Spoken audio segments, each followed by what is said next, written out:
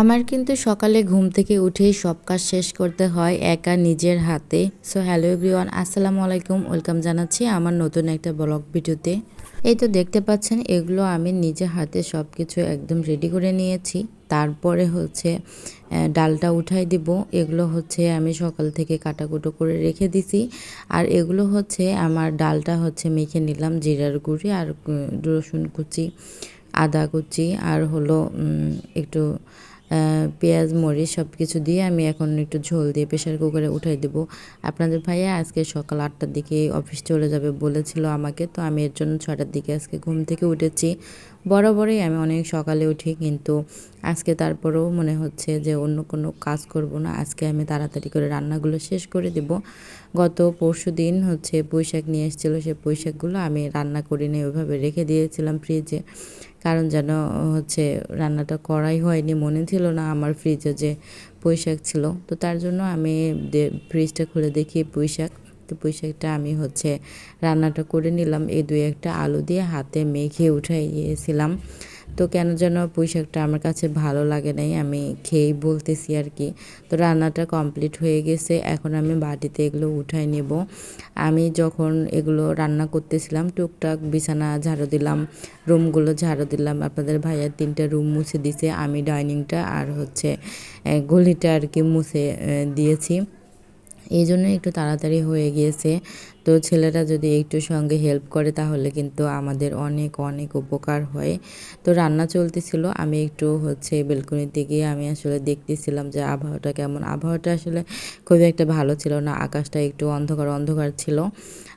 তারপরেও আমি হচ্ছে ভাবতেছিলাম যে মেয়েটাকে নিয়ে আজকে স্কুলে যেতে পারবো কি না।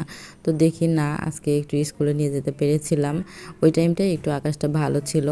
আর অফিস যাওয়ার সময় আপনাদের ভাইয়া এই তো সব কিছু সে হচ্ছে এভাবেই রেখে যায় বিছানার উপরে। যত বলি এখানে তো আলনাটা আছে, এর উপরে রেখে যাও, কিন্তু সে কোনোভাবেই কথাবার্তা কিচ্ছু শোনে না। তো যাই হোক, আমি একটু কষ্ট করে একটু পরিষ্কার করে নিই, কী করার। আর এই গাছগুলো আমার এমনিতেই কেন যেন হয়েছে, মাটির ভিতর থেকেই হয়েছে। এই গাছগুলো আমি সরাই ফেলি, যতই আমি ফালাই দিই তারপরেও তো একটা একটা থাকে, ওই একটা থেকেই এগুলো আবার জন্মায় আর কি। নিচে যখন বেলকুলিতে দাঁড়াইছিলাম তখন দেখি এটা আমাদের হচ্ছে বাড়িওয়ালা, পাশের ফ্ল্যাটে থাকে উনি পাশের যে বিল্ডিংয়ে কাজ করতেছে ওখানে কমপ্লিট করে তারপরে নিজের বাসায় উঠবে, সেজন্য পাশের বাসায় সে থাকে। ওনার হচ্ছে শালির বাড়ি সামনের বাড়িটা, তো ওখানে উনি থাকে। এই পুরো বিল্ডিংটা হচ্ছে ওনার। 3টা থেকে 6টা ইউনিট এখানে, 3 তলা। তো 6টা ইউনিটে 6টা ফ্যামিলি থাকে এখানে। তো দেখতেছি আমার গাছগুলো মাশাআল্লাহ অনেক সুন্দর হয়ে ফুটে আছে। বৃষ্টির দিনের কারণে হচ্ছে গাছগুলো অনেক মানে সুন্দর হয়েছে আর কি। তো ওখানে বেলকনি থেকে আমি সব কিছু দেখে এসে মামে দুজনে ভাত খাবো। তো আমি হচ্ছে প্রথমে একটু শাক নিয়েছিলাম, ওই যে বললাম শাকটা খুব একটা ভালো হয় নাই। তারপরও একটু নিজে হাতে রান্না, তো তারপরে একটু জোর করে খেয়েছি, না খাইলে এগুলো নষ্ট হয়ে যাবে।